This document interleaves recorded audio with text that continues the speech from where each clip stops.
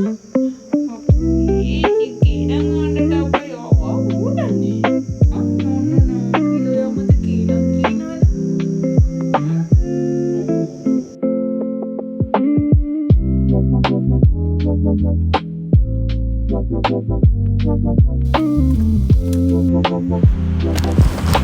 guys, welcome back to my YouTube channel. ඔන්න අද නම් මම අරන් ආවේ පුංචි ඩේ vlog එකක්. ඩේ vlog එකක් කීවට මේකේ දවසක්ම නැහැ. ඊවිනිං vlog එකක් කීවොත් තමයි හරි. මේ නම් මම හවස මගේ classes ඉවර කරලා මට හුඟ දවසකින් කරන්න බැරි වෙච්ච වැඩක් කරන්නයි හදන්නේ. ඒ තමයි මගේ daily expenses ටික ලියන එකයි, මගේ daily incomes ටික දාන එකයි. ඇත්තටම මේක මම ගොඩක් කලින් නම් පොතක ලියලිය කරා හරියටම. ඒ වුණාට මට පස්සේ ඒක කරගන්න බැරි වුණා තිබ්බ වැඩත් එක්ක. ඒ වුණාට දැන් අදත් ඔක කල් දාලා හිටියොත් මම දිගටම කරන්නේ නැහැ කියලා මම දන්නවා. දැන් කීප දවසම මම කරනවා කී හිටියා කරගන්න බැරි වුණා මට. ඒ නිසා මම දැන් මගේ පොත් මේසෙ හොඳටම අපිලිවෙල වෙලා තියෙන්නේ. ඒත් මම හිතුවා කමක් නැහැ මම දැන් මේක ඉඳගෙන මෙතන ලියලා තමයි මේක අස් කරන්න කියලා. ඉතින් දැන් මම එහෙම ඉඳගෙන ඒක කරන්න පටන් ගත්තා. මේක ලියලා ඉවර වෙලා මම මේ ටේබල් එකත් අස් කරන්න ඕනේ.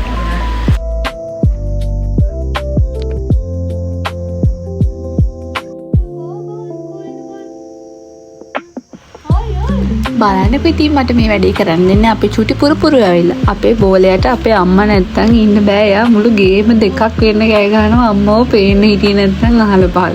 එයාට S2 පේනවානේ අපේ අම්මා අනිවාර්යයෙන්ම ඉන්නවනේ නැත්තම් එයා හැම වෙලේම කෑ ගහනවා.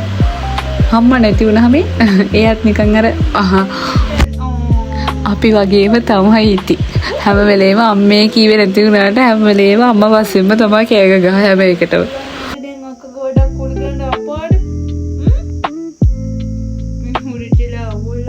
අම්මා මේ දැන් චුට්ටක් වත් පල්ලෙහාට ගිහින් ඒ ටිකට තමයි මේ අම්මා නෑ කියලා කෑ ගහන්නේ.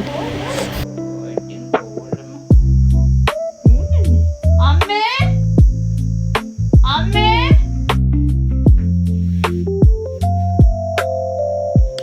ඊට පස්සේ ඉතින් මම ආයෙත් කර හිටපු වැඩේම කරලා ඉවරයක් කරා.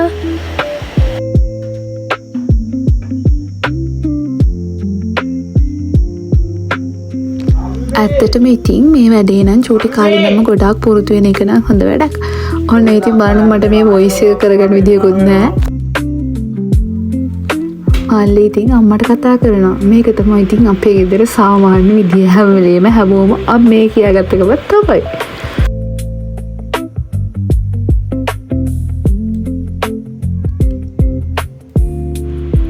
ඉතින් ඔයාලත් කැමති නම් මම මේ කොහොමද මගේ daily expenses incomes note down කරන්න කියලා දැනගන්න ආසයි නම් පහලින් කමෙන්ට් එකක් දාන්න. මම ඒ ගැන වීඩියෝ එකකුත් පස්සේ අරගෙන එන්නම්.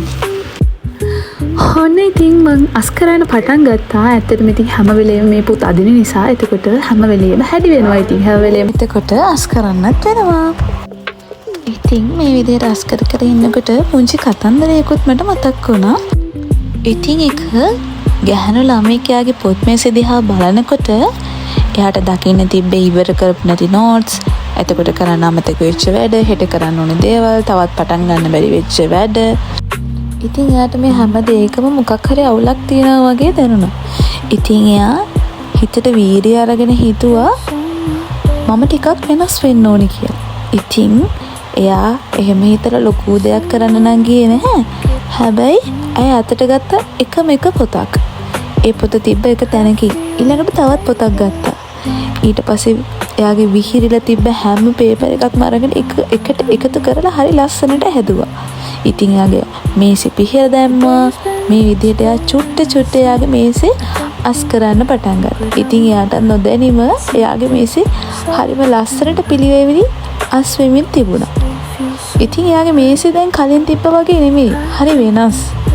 එතකොට ඒක දිහා බලනකොට එයාට පළවෙනි වතාවට හිතුණා මට හැම දෙයක්ම අදම කරන්න ඕනේ නැහැ. සමහර වෙලාවට අපි හොයන්නේ ලොකු වෙනසක්. අලුත් දවසක්, අලුත් ජීවිතයක්. කොටිම කීවොත් අලුත් කෙනෙක්ව. ඒත් ඇත්තටම සමහර වෙලාවට අපිට ඕන වෙන්නේ පුංචි විවේකයකුයි පුංචි පිළිවෙලකුයි පුංචි ආරම්භයකුයි විතරයි. ඉතින් ඇය එදා තමන්ගේ මුළු ජීවිතයම වෙනස් කළේ නැහැ. ඇය කළේ තමන්ගේ ඉස්සරහ තිබ පුංචි කොටස වෙනස් කරපු එක විතරයි. ඇත්තටම කිව්වොත් ආයමත් පටන් ගන්න හොඳම තැන අපි ඉන්න තැනම වෙන්න පුළුවන්. ඒක හොඳට මතක තියාගන්න ඕන අපි හැමෝම. ඉතින් ආයමත් මේ වගේ ලස්සන වීඩියෝ එකකින් එනකල් ඔයාට සුබම සුබ දවසක්.